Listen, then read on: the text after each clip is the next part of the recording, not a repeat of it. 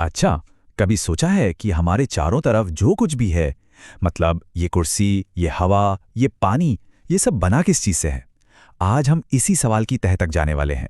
समझने की कोशिश करेंगे कि हमारी ये दुनिया आखिर किन चीजों से बनी है।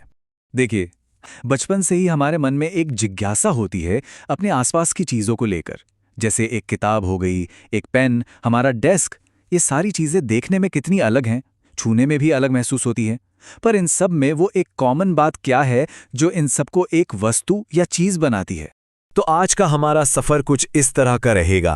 पहले हम अपने आसपास की अनगिनत चीजों पर नजर डालेंगे, फिर हम उन्हें एक साइंटिफिक तरीके से छांटना सीखेंगे, उनके अलग अलग गुणों को परखेंगे और आखिर में एक बहुत ही जरूरी वैज्ञानिक सच तक पहुंचेंगे।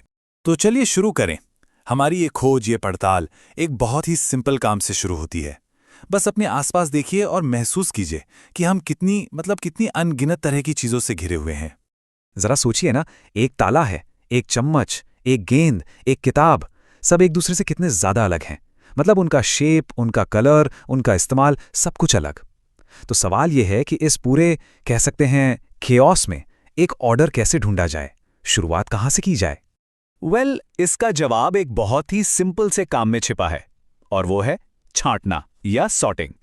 अगर हमें चीजों को समझना है तो सबसे पहले उन्हें ग्रुप्स में बांटना सीखना होगा। सच कहूं तो यही साइंस का पहला कदम है। और मजे की बात पता है क्या है? ये काम हम सब करते हैं, वो भी बिना सोचे समझे, है ना?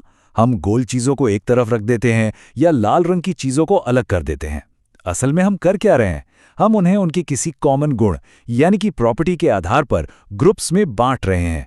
साइंस की भाषा में इसी काम को कहते हैं वर्गीकरण या क्लासिफिकेशन। और ये चीज़ों को बेहतर ढंग से समझने के लिए उन्हें ऑर्गेनाइज करने का एक बहुत ही पावरफुल तरीका है। अब देखिए ये कितना सिंपल और कितना इफेक्टिव है। यहां देखिए, इतनी सारी अलग अलग चीजें हैं, लेकिन सिर्फ एक प्रॉपर्टी के आधार पर उनका ज्योमेट्रिक शेप, हम इन्हें कितनी आसानी से ग्रुप्स में बांट सकते हैं। कुछ गोल हैं, कुछ स्क्वायर हैं, कुछ कोन जैसे। बस हो गया क्लासिफिकेशन। तो अब सवाल ये उठता है कि ये गुण, ये प्रॉपर्टीज आखिर हैं क्या? चलिए कुछ सबसे कॉमन प्रॉपर्टीज पर नजर डालते हैं, वो गुण जो हमें सिर्फ देखकर या छूकर ही पता चल जाते हैं। तो सबसे पहला गुण है चमक, जिसे साइंस में लस्टर या द्युति कहते हैं। कुछ चीज़ों में अपनी एक अलग ही शाइन होती है ना, जैसे सोना या स्टील। और वहीं दूसरी तरफ लकड़ी या कागज़ जैसी चीज़ें हैं जिनमें कोई चमक नहीं होती, वो डल होती हैं, या कह लीजिए द्युतिहीन। अच्छा, अब बात करते हैं फील की, एहसास की। कुछ चीजें हार्ड होती हैं, कठोर, जैसे पत्थर, जिसे हम दबा नहीं सकते। और कुछ चीजें होती हैं सॉफ्ट यानी नरम, जैसे स्पंज। लेकिन इसमें एक मजेदार बात है, ये सब ना एक तरह से रिलेटिव है, तुलना का खेल है। पत्थर के सामने लकड़ी सॉफ्ट लगेगी, पर वही लकड़ी स्पंज के सामने हार्ड लगेगी। है ना इंटरेस्टिंग? और यहीं पर वो पुरानी कहावत बिल्कुल फिट बैठती है, हर चमकती चीज सोना नहीं होती। ये कहावत हमें एक बहुत जरूरी साइंटिफिक बात सिखाती है कि सिर्फ बाहरी दिखावट पर नहीं जाना चाहिए। हो सकता है किसी चीज की सतह चमकदार हो, पर यह जरूरी नहीं कि वो अंदर से भी वैसी ही हो। प्रॉपर्टीज को, मतलब गुणों को, गहराई से समझना बहुत जरूरी है।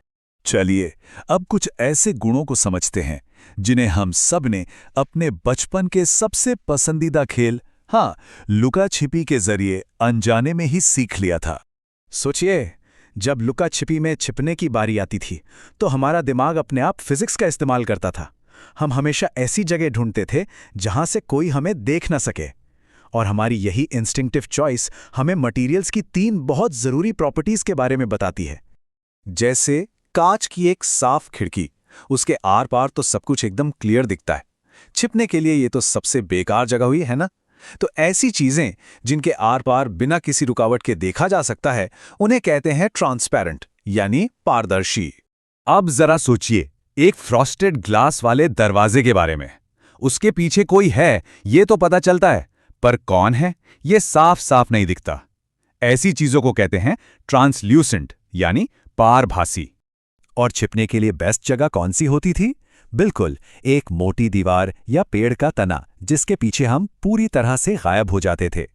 तो जिन चीजों के आर पार बिल्कुल भी नहीं देखा जा सकता, उन्हें कहते हैं ओपेक यानी अपारदर्शी। तो अभी तक हमने बात की बाहरी गुणों की, जो दिखते हैं, जो महसूस होते हैं।